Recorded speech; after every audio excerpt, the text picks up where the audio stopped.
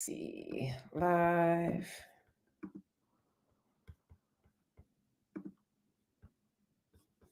Trying to see, am I live? I am live. I am live. All right, awesome.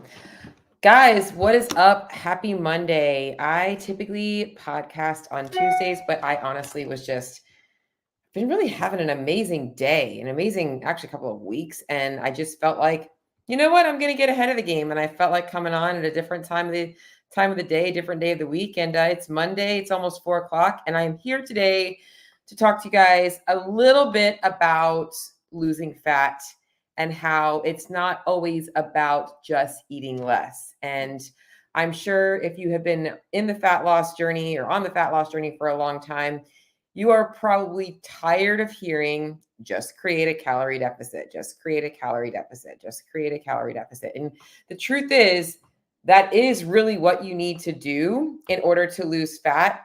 But it's not just as simple as eating less food. And sometimes, in fact, sometimes eating less actually might make it harder for you to create a calorie deficit. So today I want to talk a little bit about some effective ways that you can make some changes to help you create a calorie deficit, make it a little easier on yourself, and honestly get you guys to understand the gradual trajectory of the path of fat loss. Is I think that people also think that, or maybe you think that you should be seeing, 1 to 2 pounds of weight loss every single week. And there are so many factors that are going to change how quickly you lose weight that it's important for you guys to stay consistent with things. And I'm going to show you all that today. So first and foremost, if you guys get any value of what I'm sharing with you guys today, please send me a message. If you're watching live on Instagram, this is something new that I'm doing. I don't normally do these live on Instagram. Usually it's just on YouTube and on my podcast, but I'm trying to expand. And now that I know, well, I actually love Instagram of all of the platforms the most. It's where I spend the most of my time, not on YouTube. But I just wanted to try something different. So I'm still kind of figuring out the format. That's why my episodes might seem a little off in the beginning. I'm still trying to figure out, am I live everywhere? Is everything working? In fact, last week I was like, hey, Scott, I don't see my podcast on the YouTube channel. I was like, that's because you didn't put it to the YouTube channel. So I'm learning new things. Anyways, so if you are out there and your goal is to lose fat, you need to create a calorie deficit. I just said it. You're like, Cheryl, I'm tired of hearing it. But here's what you have to understand about creating a calorie deficit. And I'm actually going to share screen if I can figure out how to do this right now. Bear with me. I am not very tech savvy. Let's see, share screen. I am going to share. Okay. This is a really very basic spreadsheet that I just created before coming on here, just to kind of show you guys what I'm talking about when it comes to creating a calorie deficit. So when it comes to losing fat, I'm going to highlight the cell that I'm talking about right now in green. We essentially need to create a 3,500 calorie deficit to lose 1 pound of weight. So I like to think of this kind of like a credit limit, or let's just make it even simpler. Let's just talk about a bank account, okay? Let's say that you, in order to lose fat, you want to make your bank account go negative, which I know we don't want to do that in real life, right? Nobody wants to see their bank account in the negative, but that's essentially what you want with your calories. So if your maintenance calories, as I'm going to highlight now in green, if your maintenance calories, where it says TDEE, that's your total daily energy expenditure, are 2,400 calories. If I was to drop 500 calories, and this is just a blanket number that I'm giving, this isn't what I would necessarily do. If I was to drop 500 calories off of every single day, hypothetically, at the end of the week, I would have lost 1 pound of fat. Now, you're going to lose some other things as well, some water, obviously, some poop, other things that might go out as well. But the actual fat loss would be 1 pound. Now, what I want you guys to understand about this equation is that we don't live in a bubble. Okay. So we don't live in this isolated bubble where everything is symmetrical and there's so many factors that I'm going to talk about today that affect your energy in and your energy out. All right. So there is no way, if I'm going to highlight these numbers here, that you are going to be able to say that for the entire week, you're going to eat exactly 1,900 calories to lose that 1 pound. There's also no way that you're going to be able to predict and accurately burn 2,400 calories every single day. There's going to be a lot of factors that change that. Okay. And so the reality is we don't have complete control over our energy in and our energy out. So we have to do the best we can. And that is why ensuring we stay consistent with our daily movement, our workouts, and also staying consistent with our nutrition from day to day, that's going to give us the best metrics to be able to adjust if things aren't going in our favor, meaning we're not losing weight. Because the reality is, I put a reality scenario down here, calories in are going to look a little bit like this. And this is honestly what I would like to call a pretty ideal week. This is what most people are likely looking at that also have a full-time job, who have some social things going on, who might have birthday parties, and maybe they just get a little bit more hungry one day. It's realistic to know that not every day is going to be perfect, but the more consistent you stay, at least we can make some progress. So you can see here, I just gave some rough numbers. This is also why it's very important to keep track of how much you're eating in some way, shape, or form. There's plenty of people out there that are like, oh, tracking your food, you don't have to do that. No, you don't have to do that. But guess what they're going to tell you instead? You have to stay with portion control meals and eat a certain number of meals a day. So you're controlling calories in a different way. This way just happens to be a little bit more flexible.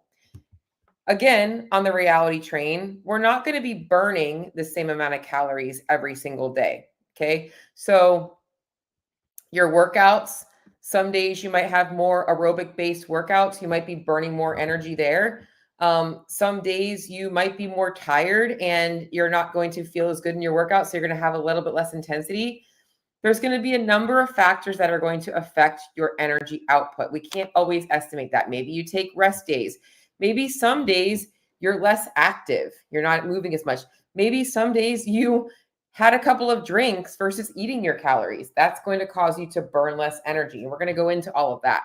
But what I want you guys to understand is that when it comes to creating a calorie deficit, you need to control your calories in and your calories out.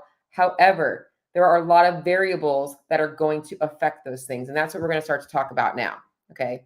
So, and this is also why eating less isn't always going to be the best scenario for you in terms of losing fat. All right. So what's going to affect our energy in? Our energy in is actually what I want you guys to think about when it comes to energy in is actually energy or calories that are actually absorbed by the body. All right. So some things are not going to be digested. So the amount of fiber intake you take in, some of those calories are not going to be digested by your body. The macronutrient distribution of the foods that you eat are going to affect your energy in. Some of those calories, actually your energy out, not your energy in. Specific macros are going to actually require more energy to digest. So carbs and protein tend to be more thermogenic than fats. So that's going to affect how many calories you actually burn to break down your food. I guess let me start by just talking about energy in. I think the main thing that's going to affect your energy in is obviously your appetite. So what cues your body is giving you and what foods you prefer. Those are probably the two main things that are going to affect your energy in. What I'm really talking about is the amount of energy absorbed. Okay. That's where the fiber comes in. And also the amount of energy burned based on the amount of foods that you're eating. And that's kind of what I was getting into with the protein, the carbs. I kind of took a little detour too early. So when it comes to the energy you burn through the thermic effect of feeding, protein and carbs are going to be more thermogenic than fats. Whole foods, eating foods that actually require you to chew and digest, are also going to require more energy to break down. So you can see here that the amount of calories you absorb from the foods you consume can be changed without actually changing the amount of calories you're eating. So this is where it's really important for you guys to optimize your nutrition for two reasons. One, if you're eating more food, you're going to feel more satiated. And two, if you're eating more food and you're losing weight, you're obviously going to be burning more calories. It's all good stuff. Okay. Energy out. This can be affected, and this is where eating less isn't always great. By the amount of calories you're taking in, that's going to negatively or positively impact your energy out. So if you are chronically under eating, your body is going to compensate for under eating. It's not starvation mode, it's just natural. If you don't have as much energy to burn, your body's not going to want to burn as much energy, and you're going to start to slow down doing things that you used to be a little bit quicker at. You're going to start to not have the motivation to do things that you used to feel somewhat obsessed with.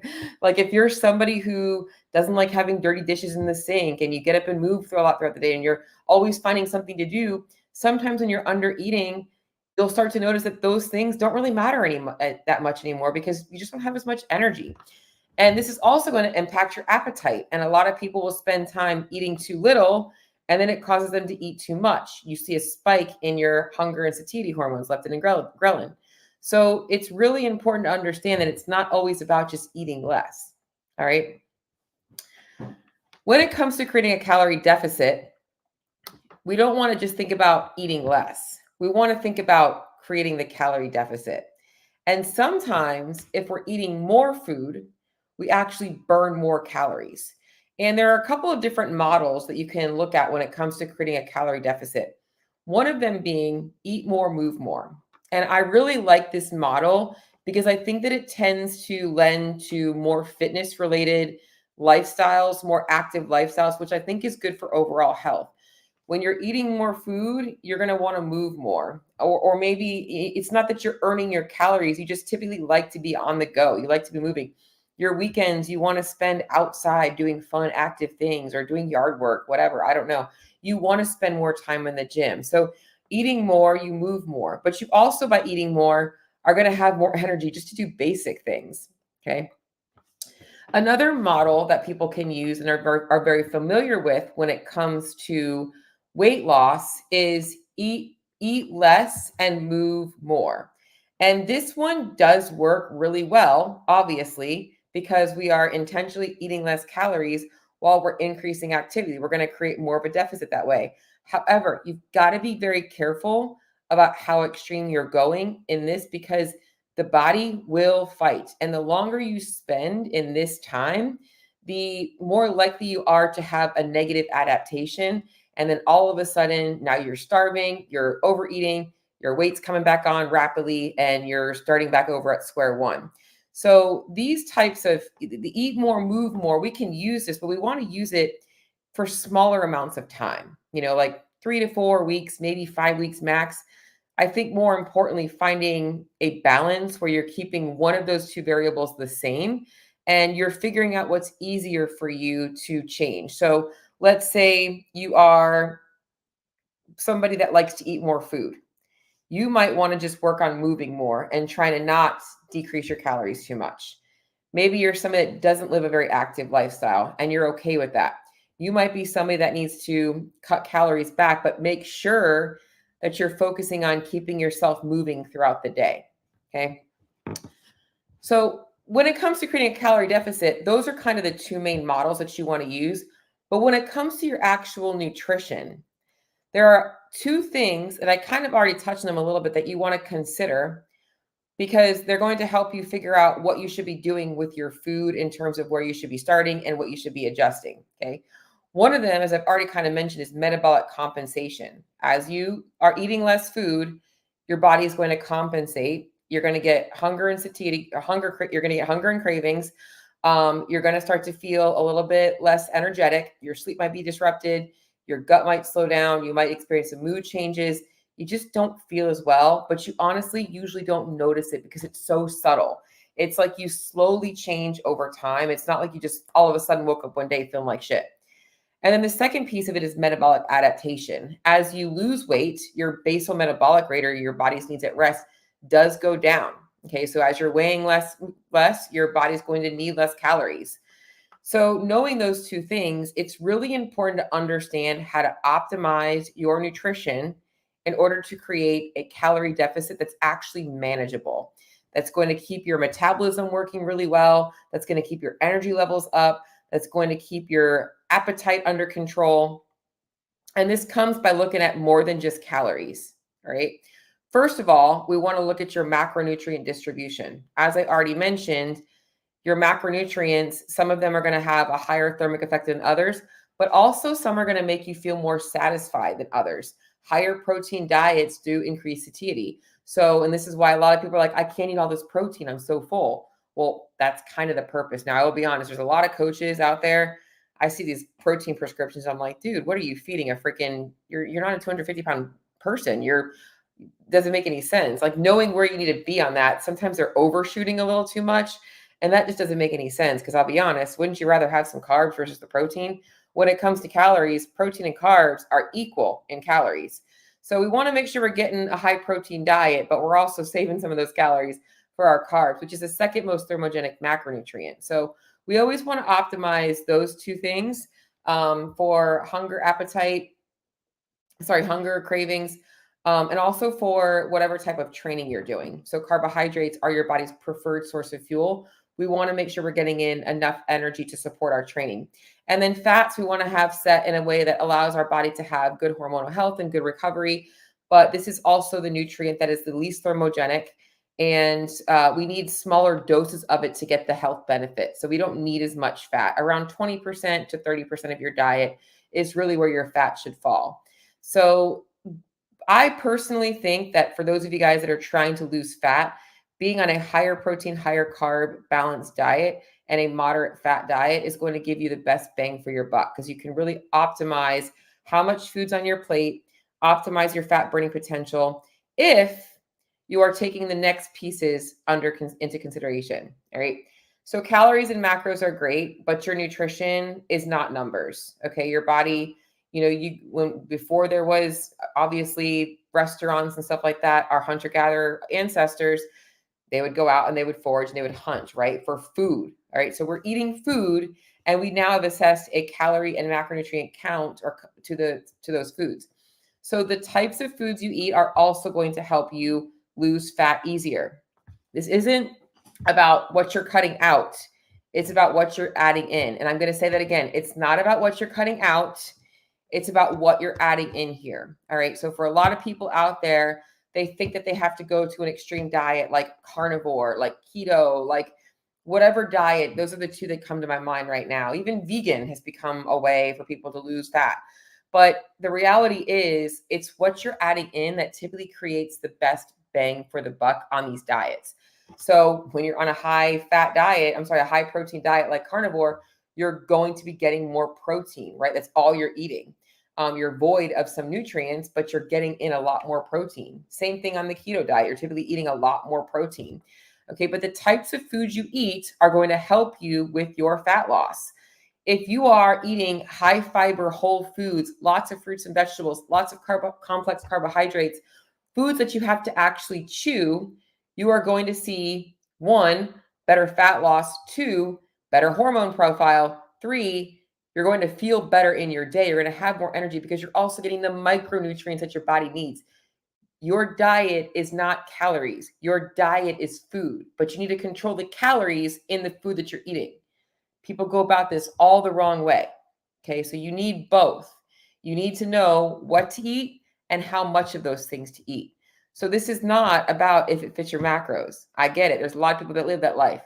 But unless you're willing to live the rest of your life in a food diary and you don't give a shit about your health and the way your body feels, you're going to have problems. Okay, and even I'm going to be honest, at some point, it doesn't work that well. It honestly ends up backfiring. Okay, so we want to make sure we're dialing in the types of foods we're eating. By doing this, we are also going to be able to optimize everything, our gut health, our thyroid, our sex hormones, our increasing our body's muscle building potential. And guess what? The other thing about creating a calorie deficit in a way where you're actually getting an optimal amount of calories, an optimal amount of macronutrients, optimal food intake is that you now have built the base foundation of a diet that you can sustain. There's no food removal. There's no adding things back in. You might add some calories back in, but you've built a sustainable diet in a way that your body is feeling nourished. So you are more likely to maintain the weight loss that you have created. And at the end of the day, I don't care how much fat somebody loses. If they regain it, the diet was not successful. Sorry, Charlie. If you think that you lost weight and you were successful, but you are now weighing what you did when you first started, or you weigh more, your diet was not successful. Your diet didn't work. And it's time to stop dieting. It's time to start learning how to eat. And that's why today's topic was about learning how to diet or lose fat by not eating less. Okay. And I know I went over a lot of stuff today because I just had a lot of thoughts on my head about this whole calorie deficit thing. Because I'll be honest, I see a lot of questions that pop up in Facebook groups and in my own Facebook group and on Instagram and people that are giving you guys bullshit information about, oh, you got to take these supplements. Oh, it must be your hormones. Oh, you got to cut out these foods. None of that shit matters. They're all distractions. All distractions. Even the calorie deficit bullshit, just screaming that at you, is a distraction. Even everything that I told you today is a distraction if you don't know how to apply it. Because at the end of the day, everything I just said to you guys likely made a lot of sense. But now you're like, I have a full-time job. I don't even know where to start. I don't know. Should I be meal prep? All of the tactical stuff, the steps you have to do to create this are where people struggle. So last thing I'm going to say, it is Monday, May 6th. On Sunday, May 12th, I know it's Mother's Day. I was already informed, Cheryl, it's Mother's Day. We are starting a 21-day Jumpstart. 21-day Jumpstart where I'm taking you from start to finish on everything you need to do to lose fat in a way that is going to help you control your appetite. That's going to help you perform better in the gym. It's going to help you with your hormones. It's going to help you with your gut. It's going to help you take out all of the frustration of not knowing what is or is not working so that you know exactly what you need to focus on. It starts on Sunday, May 6th, or May 6th, Sunday, May 12th. Okay. We have our kickoff call, 8 a.m. in the morning. I did put it early. I am sacrificing my 8:30 a.m. church time to go to 10:15 because I wanted to make sure that every single week you guys are prepped at the beginning of the week so that you know on Sunday morning what you have to get from the grocery store, what you got to do to get that done that day before your week starts. Okay. If you want to join, the group is free. It's free for everybody. All I ask for is your commitment because I'm committing to you. In fact, a lot of the challengers have already gotten their stuff calculated for them and they're good to go. They've got their welcome packets. We're still adding people into the group. We want you in there. We've got a private chat. We've got all kinds of fun stuff going on. Maybe even some giveaways. So that was my final plug today. If you guys want to join in, FitBodyRxJumpstart.com. I had to think in my head what it was. FitBodyRxJumpstart.com. I will also make sure that I put the link in the show notes for on YouTube, on my YouTube, on my Instagram, and on Apple Podcasts or Spotify, wherever you listen. So I'm going to hop over to the chat just to see if anybody said anything. I see Miss Holly's in there, and I'm going to look on Instagram as well. I don't really know how to look on Instagram. It's hard for me to tell. So hopefully if there's any questions, you guys can feel free to ask them. I don't see any. But anyways, I hope you guys all have an amazing Monday, and I will talk to you all on the next episode.